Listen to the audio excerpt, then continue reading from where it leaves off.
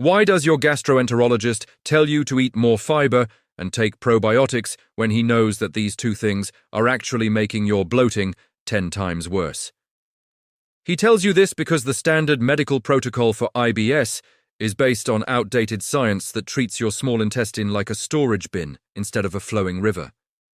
They want you to believe that your constant bloating, gas, and distended belly are just signs of irritable bowel syndrome, a catch-all label that means they have no idea what is wrong with you. They want you to accept that looking 6 months pregnant after eating a salad is just your new normal, and that you should just take a laxative and learn to live with the discomfort. This is a medical failure designed to manage your symptoms while ignoring the bacterial overgrowth that is fermenting the food inside your small intestine. You do not have a fiber deficiency. You have a motility failure caused by a paralyzed cleaning system that allows bacteria to migrate where they don't belong. The medical industry calls this SIBO, small intestinal bacterial overgrowth. But they treat it with expensive antibiotics like Xifaxan that work for 2 weeks before the bacteria come roaring back. When you take fiber and probiotics with SIBO, you are literally throwing gasoline on the fire, feeding the bacteria that are already overpopulated and causing them to produce massive amounts of gas. I'm going to show you how to restart the internal sweeper, flush the bacteria into the colon, and flatten your belly naturally without a prescription. We're going to use a specific spicy root and a thistle leaf to reactivate the electrical signal that cleans your gut while you sleep. No bloating after meals, no painful gas traps, and no more confusion about why healthy foods make you feel sick. To understand the cure, you must understand the mechanism of the Migrating Motor Complex, MMC, the housekeeper of your digestive tract. The MMC is an electrical wave that sweeps through your small intestine every 90 minutes, but only when you are in a fasted state. Think of it like a street sweeper that comes out at night to push all the leftover food and bacteria down into the colon where they belong. When the MMC is working, your small intestine is kept clean and relatively sterile, allowing you to absorb nutrients without fermentation. But in most people with IBS, the MMC is broken or asleep, caused by constant snacking, stress, or a past case of food poisoning. When the sweeper stops, the food sits in the small intestine and rots, creating a breeding ground for bacteria to multiply and produce hydrogen and methane gas. This gas paralyzes the gut even further, creating a vicious cycle of stagnation, bloating, and constipation that no amount of fiber can fix. Your doctor ignores the MMC completely and focuses on the bacteria, giving you antibiotics to kill them, but never fixing the reason they are there. You do not need an antibiotic, you need a prokinetic, a substance that stimulates the nerves of the gut to restart the sweeping wave. The most powerful natural prokinetic is the root of the ginger plant, specifically the compounds known as gingerols and shogols.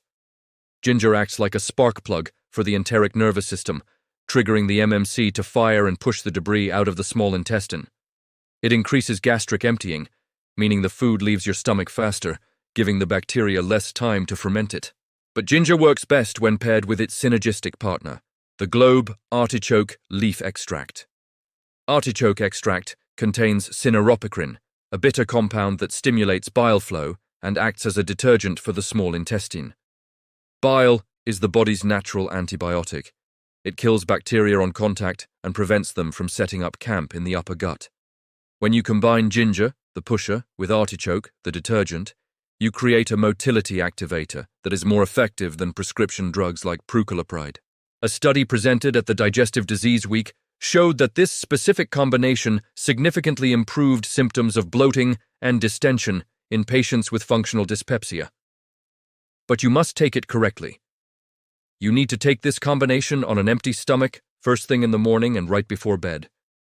If you take it with food, you stimulate digestion instead of the cleaning wave. The goal is to activate the sweeper while the gut is empty.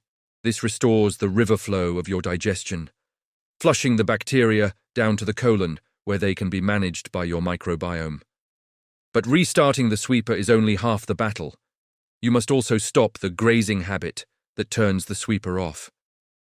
Every time you put food in your mouth, even a tiny almond or a sip of latte with sugar, the MMC shuts down instantly, The body switches from cleaning mode to digestion mode, and the bacteria are allowed to grow again. You must leave at least 4 hours between your meals without snacking to allow the MMC to complete at least one full cleaning cycle. This is why intermittent fasting is so effective for bloating. It gives the housekeeper time to do its job. You must also stop eating the fermentable fuels that the bacteria love, at least for a few weeks, while you clear the overgrowth. These fuels are called FODMAPs, fermentable oligosaccharides, disaccharides, monosaccharides, and polyols. Foods like garlic, onions, apples, and wheat are healthy for a normal gut, but for a SIBO gut, they are explosive. The bacteria eat these sugars and produce gas instantly, causing the painful distension that makes you undo your pants after dinner. Switch to a low FODMAP diet for 4 weeks to starve the overgrowth while the ginger and artichoke flush them out. But be careful with probiotics. Most commercial probiotics contain lactobacillus and bifidobacterium, which are the exact bacteria causing the problem in SIBO. If you have an overgrowth, throwing more bacteria into the fire is the worst thing you can do. Stop the probiotics, stop the fiber supplements, and focus entirely on motility and flow. You must also check your stomach acid levels, as acid is the first line of defense against bacterial invasion.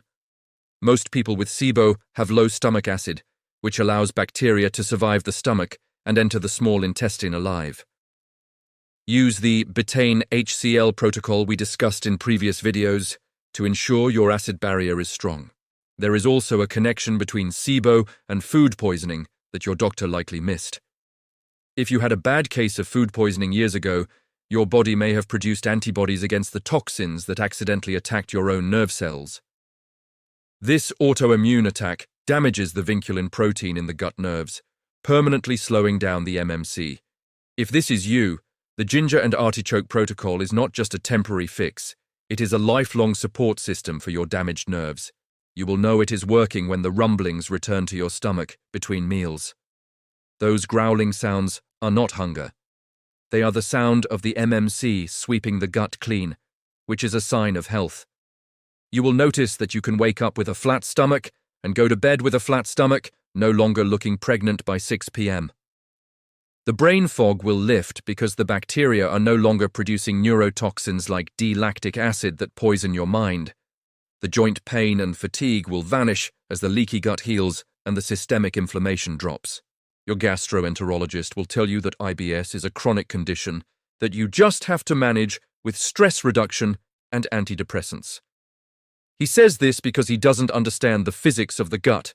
He only understands the chemistry of the drugs.